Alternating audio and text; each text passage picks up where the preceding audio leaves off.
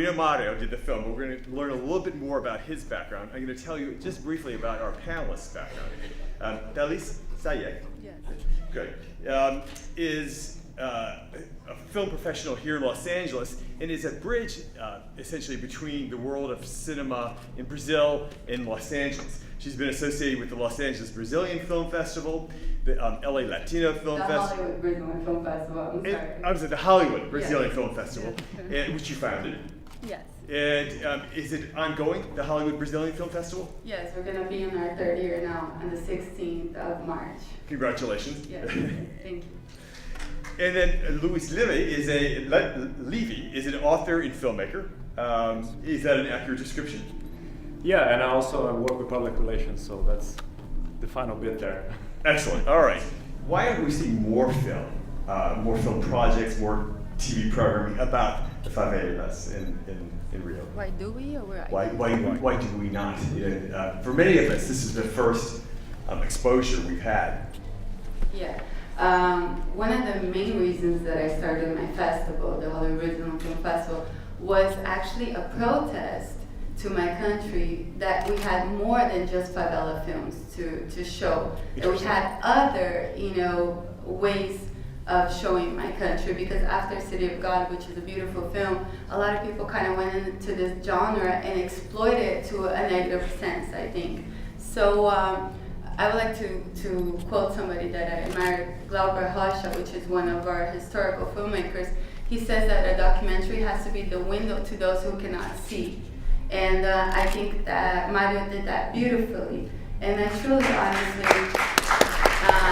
when I first met Mario, I told him, I'm like, listen, I don't like favela movies, but I'm hoping that this... What is a favela movie? Describe it. I don't like the exploitation of, everybody that doesn't know Brazil, showing that this is it. This is one window of many other windows that my countries have to show. But is it a formula film? Is it a certain formula? There's a certain... Not this one. No, I'm talking but about... there is a lot of people film. that get into this favela films, Crime and they show films. the poverty, the sadness, and everything. And I think that the most beautiful thing that Mario did, which I think is the hardest thing for a documentarist to do, is to truly allow the viewer to see what they want to see with the images that they are presented. And I honestly, all I saw with the harsh images that he showed was happiness, was intelligence from literate people, and realness that it's not sad, it's their reality, but just because we have a little bit more money than them, it doesn't mean that we are happier than them. And I think that he did it really beautiful, that it allowed me to see the beauty in it. And whoever saw the sadness in it, whoever saw the ugliness in it, he gave us the freedom to do that, and I congratulate you on that. So that's what I think about, favela films. This is not what he did. What he did was poetry in documentary form. Luis, what were your impressions of the film, especially in relation to other films coming out of Brazil, especially those focused on favelas? Well, I think it's fascinating the way this was done, because I think the only other documentary I've seen that's similar, quote unquote, was News from a Private War, which was from 2002. I saw it in college in Brazil. And I remember that the only difference, that one had the side of the police. I think they had a guy from BOP, which is the elite squad in Brazil. But I don't think it had the lyricism and the access and the truth that this one does. The other movie was done by a guy that's literally a billionaire, and his family he owns a bank. So it's a little tilted, but this is fascinating. And I see the way Brazil is portrayed in two different ways. On one side you have the passion, the sex, the beauty, the intensity, the fact that Brazilians adapt so quickly, and once they have a little bit of opportunity, they just flourish. And then you have the other side, what she was saying, which is movies that kind of celebrate the ugliness, the poverty, the being poor. There's a whole problem there where people with money, upper middle class, it's fashionable to look poor. I really think that this movie could only be made by somebody that is not, even though I think he's a Brazilian, period. He speaks Portuguese like from Carioca. We have adopted him, literally. But I really believe that this movie that we just saw could only be made from an outsider. Because unfortunately, an insider, as a Brazilian or someone that lives in my country, we're saturated with media.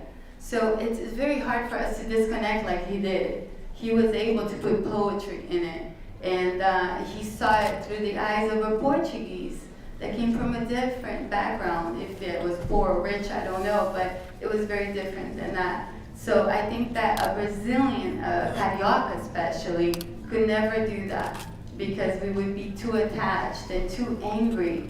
And that's exactly what the drug dealer said, is they build, the children, what they try to build through education. And actually the media builds us, the normal human being, with anger.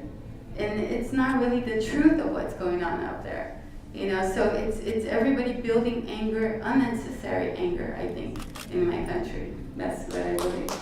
I think that is also another thing to be thought about, is as a Brazilian myself that came from a poor community. I didn't come from a favela, but I came from Caxias, which is a poor neighborhood. Are they doing this for these amazing people, or are they doing this because we're the 9th richest country in the world, and because we're going to have the World Cup, and because we're going to have the Olympics, and because the media is looking at us right now? So I truly, as a Brazilian, hope that this is being done for the right purposes and not for media and government purposes, like Mr. José mentioned. The government cleans it up for a minute, put it under the carpet, and then get out. So we really truly hope that this is the time that they see that these people need them much more, than they thought. And Luis, how do you think the film will be seen or accepted in Brazil? I think it's going to be very well received. I don't think the government is going to get too angry at it, and it kind of shows a different stage of the war, if you must. That's 2 years ago, 2 years and a half ago. One thing that, what she's saying, it makes a lot of sense. The thing is, the Brazilian government is going to have a huge influx of money from the Olympics and from the World Cup, and they're trying to Brazil's trying to become a superpower now. They're saying, we're going to be the nice United States, we're going to be the samba United States, and it just crime and violence and people getting killed doesn't really mesh with that. So the government has a bunch of money now. They're independent. They make their own gas. They don't need to import gas anymore. Right. Say, okay, let's deal with the problem, because it's costing us too much. So it's not like they care about the poor people in the favela. They just want to make sure that problem is dealt with for now. For the Olympics, for the Cup, and hopefully something's going to change in there. The way all sides see the problem, and we're going to go beyond this current paradigm, which is what you show in your movie.